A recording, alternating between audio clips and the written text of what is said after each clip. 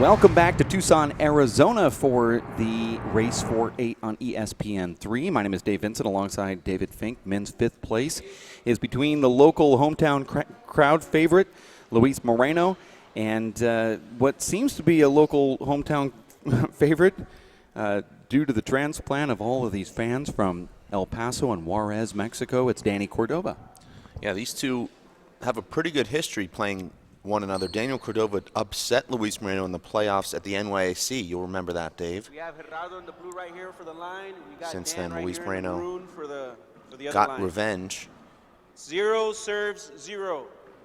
And the referee followed the rules and got both, I would say 8 of these handballs all warmed up before this match. Point. You know, Dave, Luis Moreno did not look like Luis Moreno losing yesterday to Killian Carroll, but yet he comes back an hour later and dominated Stephen Cooney. So hard to figure out. Point. Luis does not look engaged yet. Looks like he's still 2 serves 0. trying to get through the cobwebs of a hard day yesterday.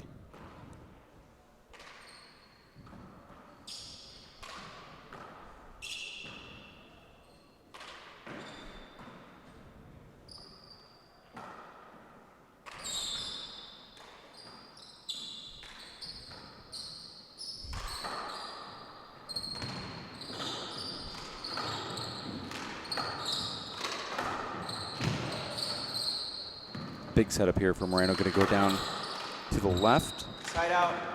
And there's a side out. It was Daniel Cordova losing the most lopsided 2 games in history of the Race for 8 yesterday to Emmett Bichotte. But then he comes back just a couple hours later and defeats his brother in the first round of the 5th through 8th playoffs.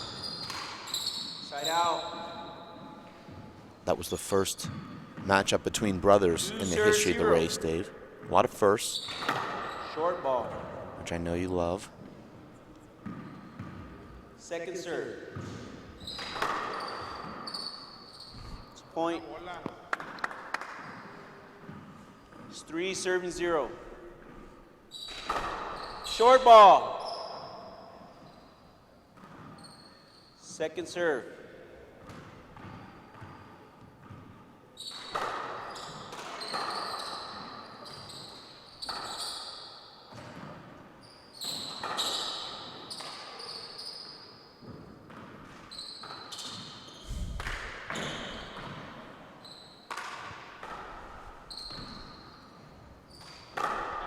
Point.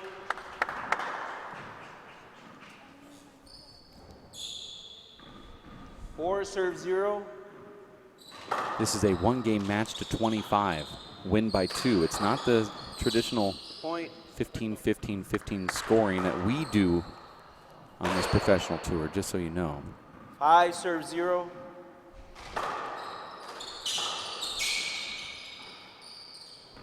No avoidable called yet. So side out. And the referee just said, let you play all the way through it there. And no argument from anybody. 0 serving 5.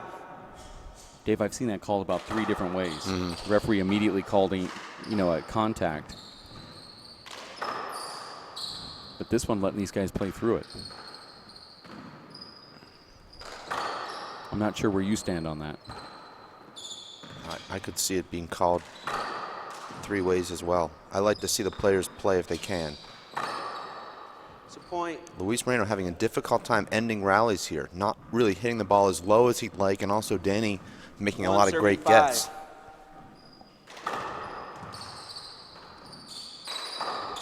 Point.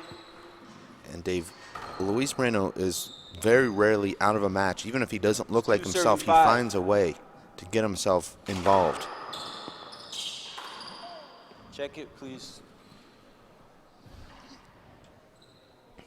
Danny Cordova beat Luis Moreno, as we mentioned before, serving 25-22 in New York.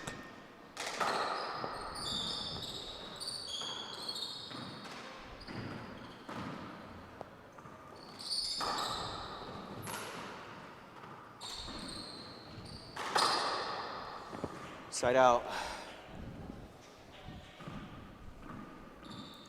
5 serving 2.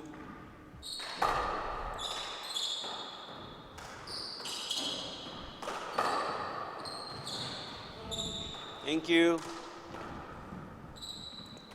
Side out.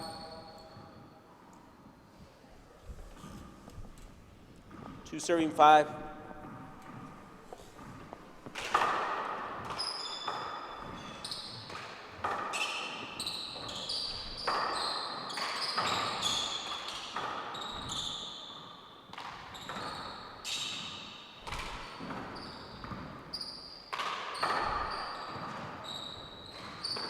Oh, nice shot Side there. out. Luis giving Danny a lot of back wall opportunities. 5 serving 2. Do you find as a competitor of Luis Moreno's usually on the tour that he does give a lot of back wall opportunities? It really depends. If it's the Luis Moreno that played Shorter Ruiz in the first round, out. where he was unstoppable, no. But then the Luis Moreno that Two hits serving balls off his 5. back foot does. Doesn't control the ball quite as well when he's parking and shooting. It's a point. But now you see Luis starting to get that pep in his step, as they say. 3 serving 5.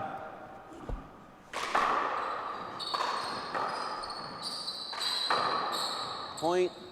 And Luis is scoring at will here. 4 serving 5. I thought we'd see a timeout. It didn't happen. And it probably would if Luis scores here. Bad bounce. It's a bad bounce off the back wall. These guys, Dave, two of the great hop artists in the game, you'd have to say. Well, I've already seen a couple really big ones from both players, but 4 serving 5. it didn't result in anything.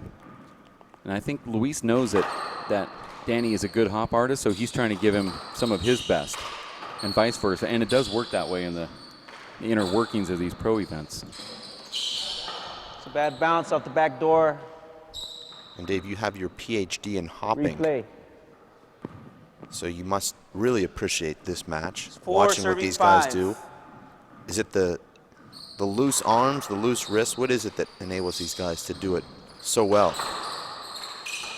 I think it's some people get up to the server's box and they overthink things and they get really tense, and then others are really loose. I think 5 these serving guys 5. not only have the loose wrists and the joints in their hands, but they also don't put a lot of pressure on themselves when they're in the server's box.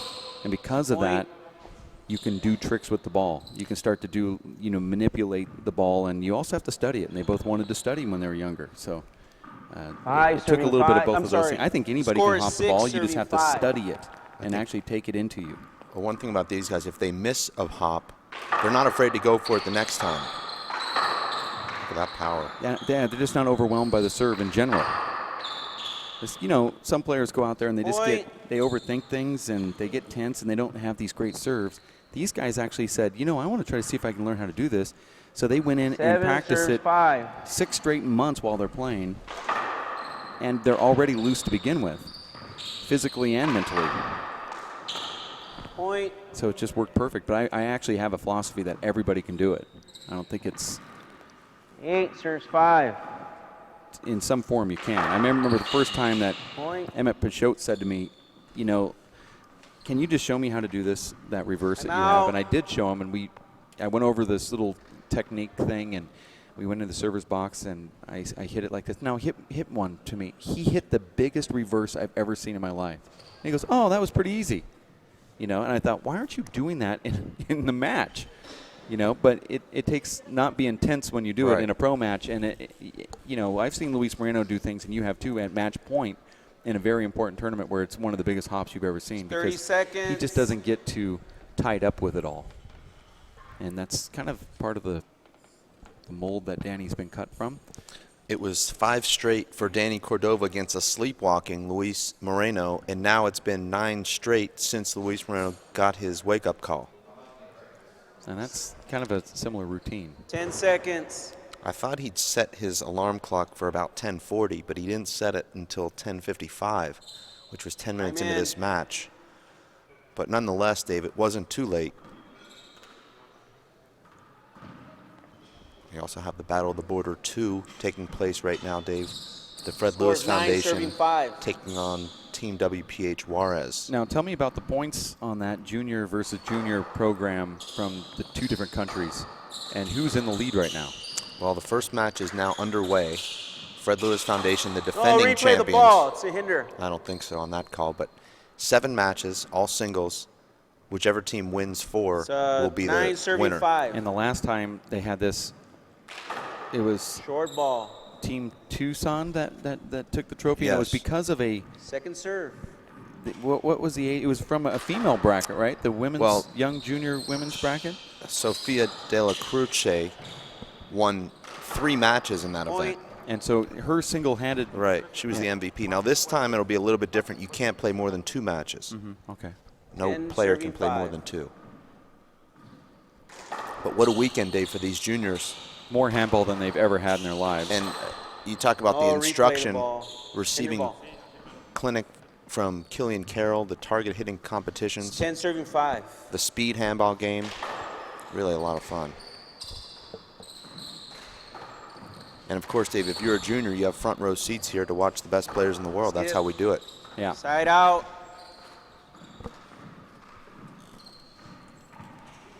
Five serving 10. So side out. 10 serving 5. 10 straight for Luis Moreno, who hits a party ball here. That hit every wall, and then the floor and the back wall at the same time, and it popped up at almost 90 degrees on what looked like it should have been a huge setup. So how many different surfaces did that ball hit? 9? It's pretty close. Wonder what the record is. Well, it'd be either you or Luis Moreno holding it, so best to ask you. Luis on purpose. Yeah. Point. He's certainly not even having a clue. I've seen you aim for 4 walls before. 12 serving 5. 12-5, and after Short that, ball. like you said, it might be appealed, but after that first 5-point run from Danny Cordova, Moreno now has scored 12 straight points and is cruising here for 5th place. Well, Luis has a long memory, Dave, and he remembers losing to Daniel Cordova, and he'll be out to send a message every time they play for the remainder of their careers. I want to say hello to yellow jersey winners in LA, Ricky and Martin Ruiz. Dave, very good friends to the WPH, watching in their living room, as are several 100,000 people. Okay, here we go. Time in. It's frustrating not to see all of the Ruiz brothers. As it seems like every handball tournament you go to is a family reunion. What a shot for that group. We talk about Mondo Ortiz hitting those deep court left-handed flat rollouts. That was the master. Yeah. Short ball. Although, you know, having that great discussion with Fred Lewis this morning, saying, you know, the guy that's best at that, Second serve. Fred Lewis said, you guys are all wrong. He said Paul Brady. He's got that over-the-top left-handed kill that's just amazing. And he said from that same position, he's hitting that floating 2-all pass with so much power. Isn't it understood, though, that Paul Brady has the best of every shot? Well, I keep him out of all discussions. Yeah. And actually so much that I think he's kind of underrated in a lot of ways. Isn't it weird? Yeah. Well, to me, he's the best at every shot. Dave Chapman went through that for many years where people would always just forget about Dave Chapman being great. You know, sitting down with Fred Lewis one time saying, who had the best backball game in the history of handball? And we would just get to the point where it'd end up being Dave Chapman dominating every stat.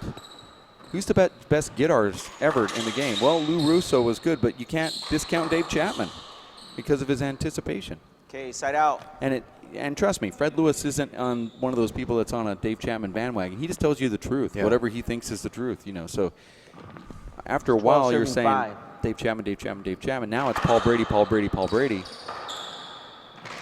And you might not believe it, but Paul Brady has a good ceiling game. Point. He has a good wraparound game. He just doesn't have to use it in the way that he plays. 13 serving 5. He doesn't have the best hop serve in the game, but I bet he might be close if he had to do it as a tool.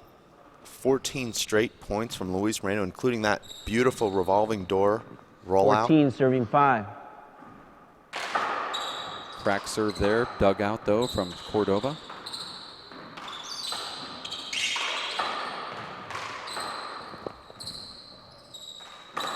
Wow, look at that Point. laser right there Halftime. from Luis Moreno. And there's a halftime that's going to be for a couple minutes here. And we're going to go out to the gallery where Kara Mack is right now. Kara? Yes, I'm out here with Jeff Heelan with the Tucson Racket and Fitness Club. Talk about the significance of this tournament. We talked about it yesterday, I know you did, but for all those who are not watching, talk about why it's called the Memorial. Well, we earlier this year we lost one of our favorite handball players here, Dennis Healy, and we came up with the idea of having a trophy in his name, and through time it morphed into a situation where we had lost 5 handball players here this year, and we decided to call the tournament the Memorial, and obviously to memorialize those guys. And handball players everywhere that all the different clubs around the country have a similar situation throughout the years. So one of our local guys here, Pete Jorgensen, physically built the trophies, a craftsman. We had, during the memorial for Dennis, we had everybody got the opportunity to throw handballs on the court and write some notes on it and things they thought about Dennis. So we developed a pyramid. So the pyramid is in the trophy. So it's so the idea of the memorial is just that, to memorialize all the great guys that sit around the table and we had fun with over the years, and it makes it very special for us. What has it meant to you and the fellow players to remember these players from the past and to have this weekend? I think it's a great thing, and because as time goes on, you maybe in passing you think about these guys, but to get everybody together and to talk about last night we were sitting up here in the front row telling Dennis stories and stories about Big Al. He used to always sit in the front row at this tournament. Always bought 2 seats, always sat front row center, and it's just a great thing to remember these guys. Another neat thing you did is you passed out hats. Talk about that. I came up with the idea just when I was down in Mexico that because there's hats everywhere down there, and Dennis was a great guy with the hats. He always had a really nice hat. So, I purchased a bunch of hats down there and passed them around.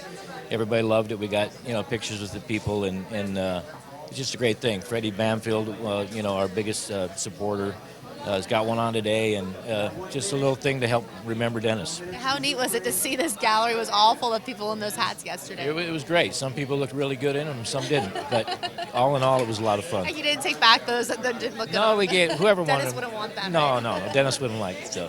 What do you think this means for the future with these tournaments? I think it's only going to grow. This tournament is much bigger than it was last year. Very well attended. We got well over 200 people in the tournament. A lot of them are kids. And as you can see, it's just the tournament's just growing and growing. As these pros see this and this tournament being the Memorial, what do you think it means to them? I think the same thing. They're coming up through the ranks. They're obviously younger guys, but like Luis here, he knows all these guys. They played. Dennis would play on the court with him back when he was 11, 12 years old. So it's very important. Thank you so much, Jeff. Appreciate it. you. Yeah, back to you guys. Thank you very much, Kara. The Tucson Memorial Tournament here in Tucson, Arizona, continuing a tradition of excellent handball and also excellent youth handball. Dave, you're a part of both the Memorial and the youth organization. In fact, all organization of the whole tournament. And, you sit back sometimes because you're inside the box or inside the circle and you don't think about all the things that you actually have your stamp on, and you go, wait a second. Writing the story, doing the seeds, talking about it, organizing the brackets, and it becomes overwhelming. In fact, the list becomes long, and you say, I don't know how this is even done. It just ends up being a fun event. I think the players that react and come into it are what I guess brings the satisfaction, because they're coming from all over the world to play, and I guess that's exactly what you intended for it to be, but certainly there's a lot of work put into it.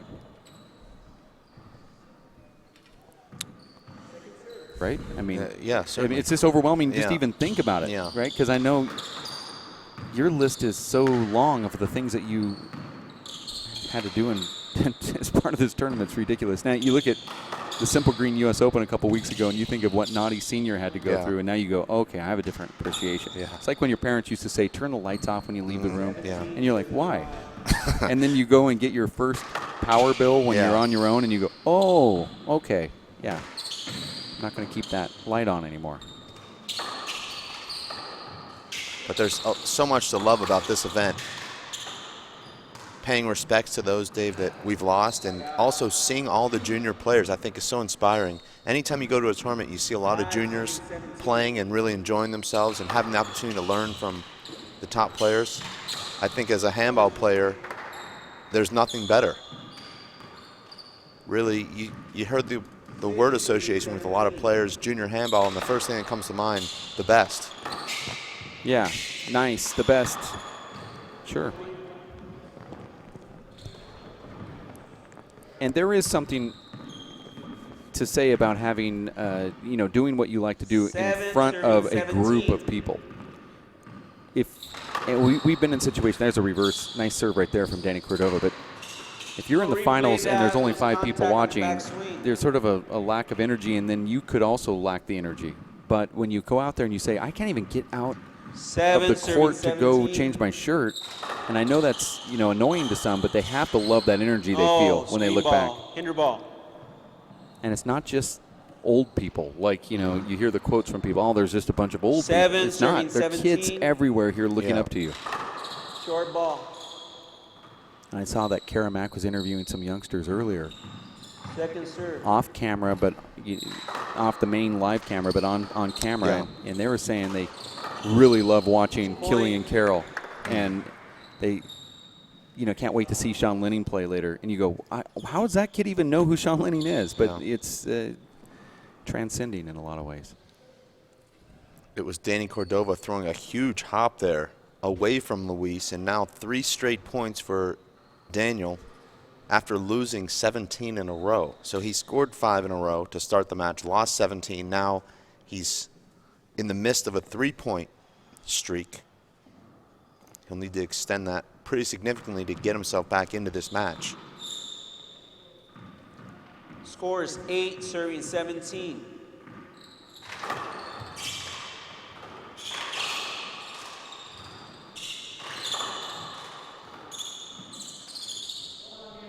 It's interesting with Danny, Dave, who's now firmly inside the race for 8 top 8, hasn't had much success against Emmett Peixoto or Sean Lenning, but seems to do very well against Luis Moreno. Why do you think that is? You'd have to Second serve. talk about the matchup. Something about playing Luis, he's more comfortable for whatever reason. Danny defeating his brother for the first time in tournament play yesterday. I believe the first time ever in any kind of handball. They played earlier in the event in the big ball pro singles. Luis won that.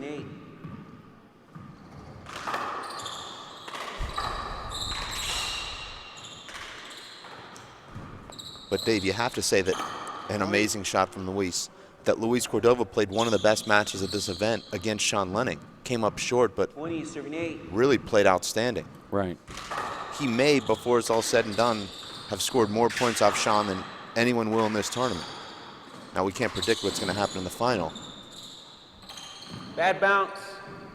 But Luis scoring 23 points in those 2 games. Replay. Yeah, that was actually an impressive game. 20, serving 8. At the end of the tournament, you look back and say, "What? If this was American Idol or America's Got Talent, what's the one thing that sticks out? Bounces. You know, from the tournament." You reflect back and think of who actually kind of wooed me, and I think Luis Cordova stuck out a little bit here. Obviously, Mondo Ortiz and Sean Lenning, and even Emmett Peixoto. Yeah, I was impressed. Stuck out a little bit too. Impressed. But you know, the difference, Dave, between I think the top 4 or 5 and then the next group is, you see that next group able to play 1 or 2 great matches a year, where the top 5 are able to play 10 or 12 great matches a year. There's a consistency there. 8, serving 21.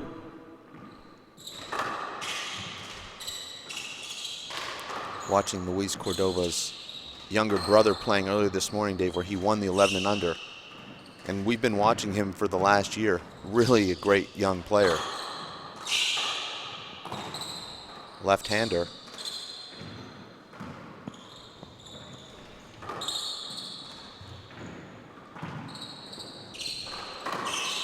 There's a broken ball. Yeah, you saw that broken ball off the front wall as it died about halfway back. Ball. There's no reason to check it, it's broke. Okay, replay. Daniel Cordova living in Ball in. Chicago now, finishing up his bachelor's degree at Lake Broken Forest ball. College in Lake Forest, Illinois. He won't be eligible, though, for the Collegiate Nationals as he's used up his 4 years of eligibility. Of course, you remember Dave defeating his rival, one of our favorites, Martin Here we go, Mulkerns, time in the in. final last year, or earlier this year. Scores 8, serving 21. Oh, look at that hop.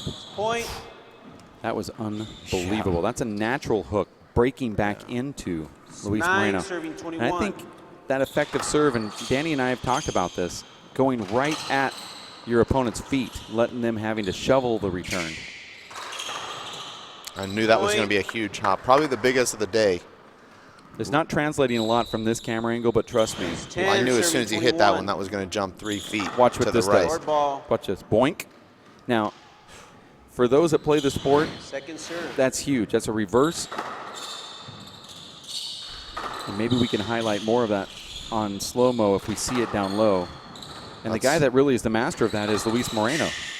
And he Side does it out. to Daniel right there. I got a slide. It slid. I have a linesman that seen it. It's a replay.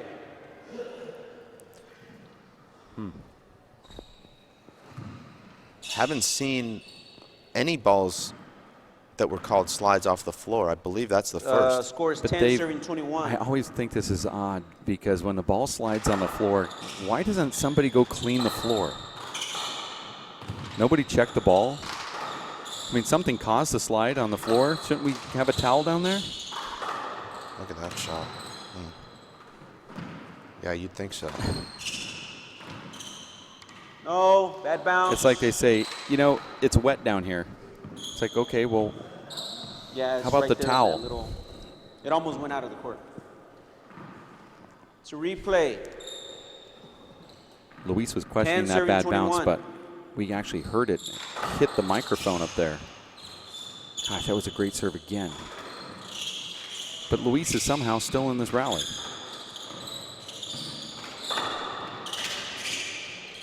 Really some great rallies here.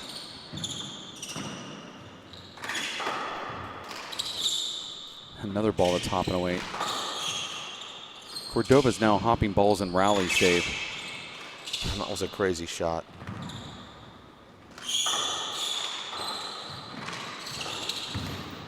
It's a point. Seeing Cordova here starting to get some points on that scoreboard. 11 serves 21. It's a one-game match to 25, as are all Short playoffs ball. on the Race for 8 tour. Second serve.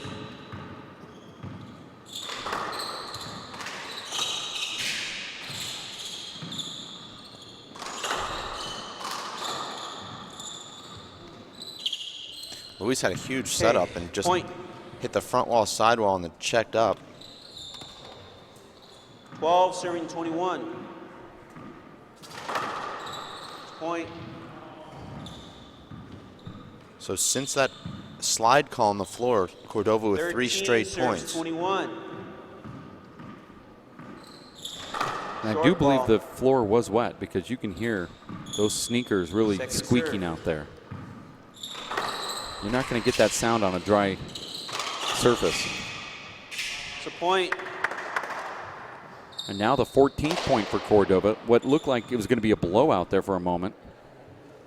14 serves 21. Now sees Cordova on a nice run here. Another nice reverse hook.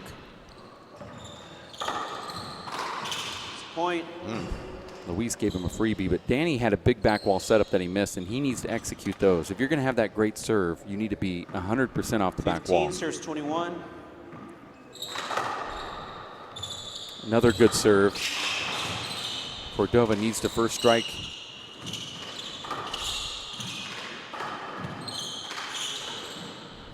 It's a And point. another mishit from Moreno. Dave, what kind of drills can a player do to first strike better if you're only by yourself and don't have anybody feeding balls to you? Well, I think throwing the ball off the wall is 16, not too hard, so 21. you give yourself a chance to get in good position, but try and emulate whatever shots may come up off a return of serve, whether it be a fly kill, a ball that hits the sidewall, then the front wall, or just straight off the front wall, Side out. or back wall setups.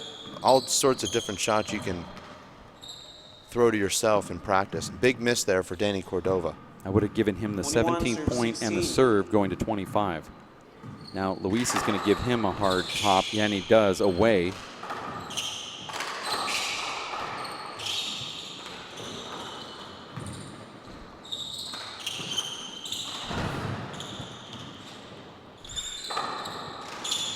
Oh, it's a Danny point. dove there and hit a great shot, 2-all behind Luis, and then makes an error. As Moreno scores his 22 serving 16. 22nd point. Fred Lewis said today about Luis Moreno that he's so talented, that everything comes so naturally gifted, that his mind just tells him how to play the game of handball, and sometimes he feels that Luis needs to think and throw just all that natural talent away and say, I need to manipulate my opponent and get him into a certain position and then let the natural ability take over. Instead, he says Luis plays all natural ability all the time. It's an unbelievable rally. It's going to be trouble.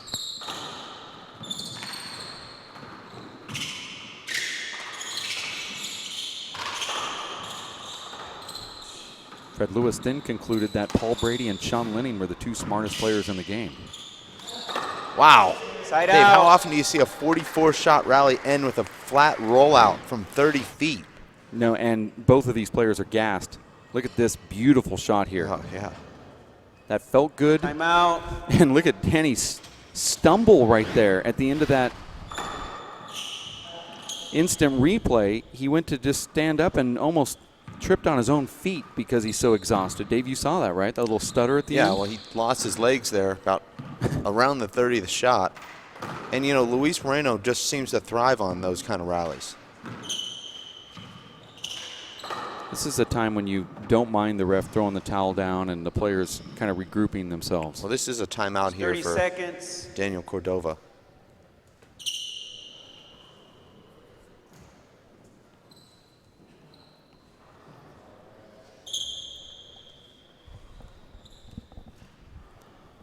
Second timeout, going to 25. One game to 25, that is.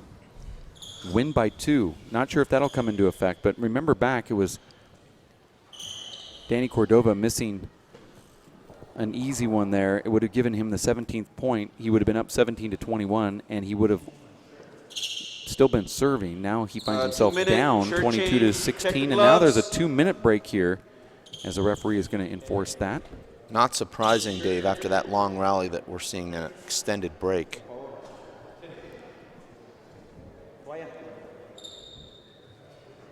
You're watching the ESPN3 broadcast of this handball championship in Tucson, Arizona. It's the Tucson Memorial, where players of all ages have come from around the world to participate in this tournament.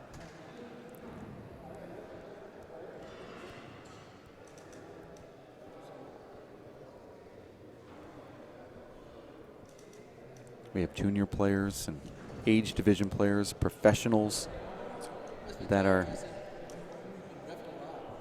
walking around the facility. It's a wonderful sight, Dave.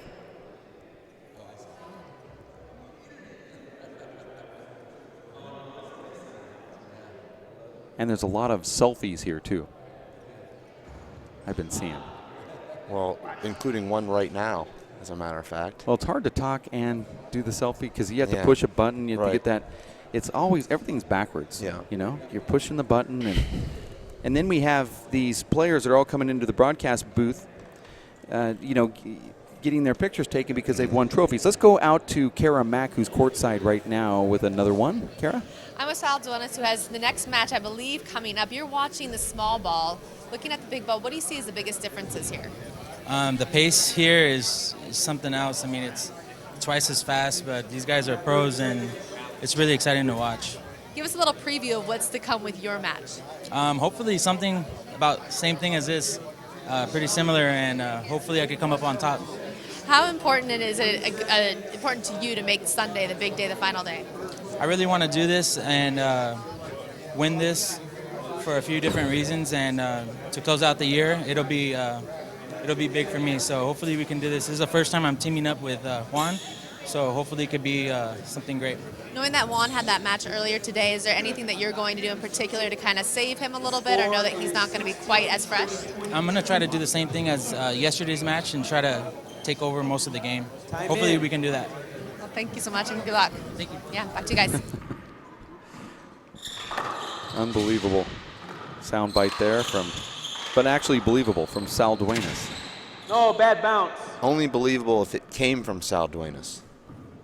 I'm going to do what I did yesterday. I'm going to take over the match, hopefully, and do all the work, Replay. quote unquote, 16 serving 22. and do all the work. You may see that in the boiler. By the way, his doubles partner just won Yeah. the singles championship title. I mean, I guess that's what I would hopeful for as well. You know, if I was playing with a player that was Yeah. 10 if you were times playing better with than Paul me, Brady, you would just take over. I would hope that I could take over the match and do all the work. Point. And Daniel Cordova in Fuego right now. Well, he's been in Fuego for quite some time. That's 16 true. serves Like 22. 10 out of the last 12 points. No, short ball. Thank you. Really cemented this comeback with that flat Second kill on the serve. 44th shot to get the 17th point. Oh, finally that thing broke. The over and under on that was 30 serves.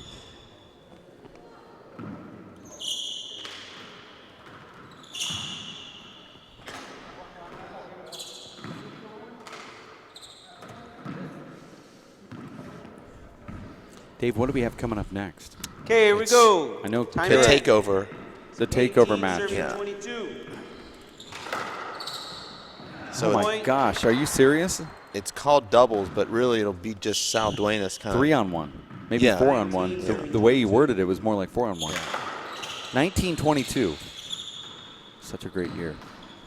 Not a good shot there from Danny. Oh, but he Out. still had a good look at that 20th point. These guys have been battling now for more than 35 22 minutes. serves 19. Check it. It's a replay. Oh, no, that was not going to make it, I don't think. No complaint, though. It's 22 serving 19.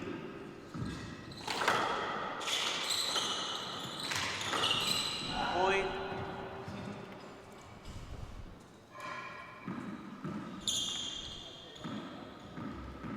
(23) serving 19. Point. And that's not the shot that you want to miss if your opponent just 2 points from winning the match. One of those tricky Luis Moreno serves, though, that hits the side wall and seems to pick up 24 speed. serving 19. This is game point and match point.